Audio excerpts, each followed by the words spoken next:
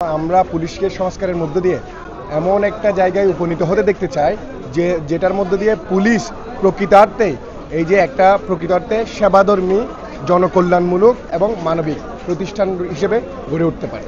সেজন্য আমরা বলছি কি উপনিবেশিক যে দমন পীড়ন কিংবা নিধনমূলক যে আইন সেগুলো সম্পূর্ণ নাই করে দিতে হবে এবং একই সাথে যে গত 15 বছর ধরে আওয়ামী লীগের অধীনে এই যে গুম খুন ক্রসফায়ার নির্যাতনের সাথে যে সকল পুলিশ অফিসার কিংবা পুলিশ সদস্য প্রত্যক্ষ কিংবা পরোক্ষভাবে সম্পৃক্ত আছে তাদেরকে চিহ্নিত করে বিচারের আওতায় নিয়ে আসতে হবে এবং চাকরি থেকে বরখাস্ত করতে হবে। এবং একই সাথে দেশপ্রেমিক যারা পুলিশ অফিসার কিংবা পুলিশ সদস্য আছে তাদের যারা বিগত 15 বছর ধরে বঞ্চিত হয়েছে পদায়নের ক্ষেত্রে কিংবা তাদের বিভিন্ন মর্যাদার ক্ষেত্রে তাদেরকে যথাযথভাবে মূল্যায়ন করে তাদের মর্যাদা সুনিশ্চিত করতে হবে। আজকে আমরা আমাদের যে কর্মসূচি এটা চালিয়েছিলাম একটা প্ল্যাটফর্মের অধীনে, একটা প্ল্যাটফর্মের পতাকা তোলে, সেটার নাম হচ্ছে পুলিশ সংস্কার আন্দোলন। আপনারা জানেন গত পরশুদিন পটিয়ায় একটা বড় ঘটনা ঘটে। আমরা একজন ছাত্রলীগকে ধরাই দিতে গেলে আমাদের ছাত্র জনতা পটিয়ার দেখা যায় হচ্ছে ওখানে হামলা করার মতো ঘটনা ঘটে, পুলিশই হামলা করে এবং একটা আমাদের যারা ছাত্র জনতা ছাত্রলীগকে ধরাই দিতে যায় রাঙামাটির একজন ছাত্রলীগের নেতা, তখন ঘোষণা আসে হচ্ছে তারা মব করতেছে।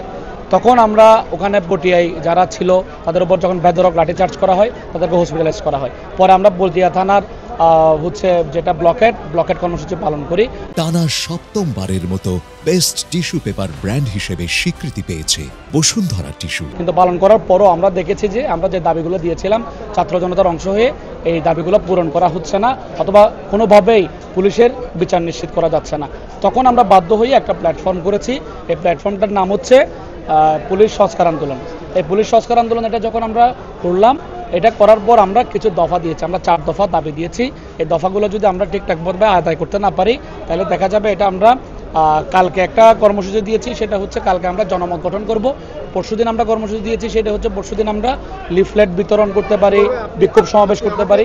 পুলিশের যে ঔপনিবেশিক কাঠামো আছে, যে ঔপনিবেশিক লগুলো দিয়ে বর্তমান বাংলাদেশ পুলিশ পরিচালিত হচ্ছে, আমরা মনে করি গণ-অভ্যুত্থান পরবর্তী বাংলাদেশে এগুলোর কোনো ভ্যালিডিটি নাই। এই উপনিবেশিক যে আইন যেগুলো ব্রিটিশরা আমাদেরকে শোষণ করার জন্য ব্যবহার করতো, এগুলো সম্পূর্ণরূপে বাতিল করতে হবে।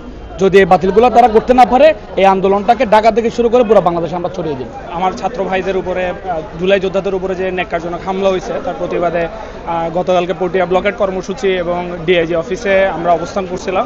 তো ওগুলো ফলপ্রসূতে আমরা যেই পরিমাণ আউটপুট আশা করছিলাম আমাদের পুলিশ প্রশাসনের কাছ থেকে, সেই পরিমাণ হচ্ছে যে আমরা সমাধান পাই নাই, একটা সুষ্ঠু সমাধান পাই নাই। সবথেকে বড় বিষয় হচ্ছে যে এই পুলিশ লীগের রক্তবহনকারী যে প্রশাসনের যে লোকগুলো আছে তাদের হচ্ছে প্রপার সংস্কারের ভিতর দিয়ে যদি না নিয়ে যাওয়া হয় আলটিমেটলি কোনো সমাধানই আমার মনে হয় না লং রানে আমাদেরকে হেল্প করতে পারবে। তাই আমরা চাই যে বাংলাদেশের যে পুলিশ প্রশাসন আছে তাদের একটা আমূল সংস্কারের মাধ্যমে নিয়ে গিয়ে জনবান্ধব জনের পুলিশ প্রশাসন না হয়ে জনগণের পুলিশ প্রশাসন যাতে হতে পারে, আমাদের এই একটা দাবিতে আমরা আজকে একটা বিক্ষোভ কর্মসূচি করছি এবং বিক্ষোভ কর্মসূচিটা আমরা 16 শহরে এসে শেষ করছি।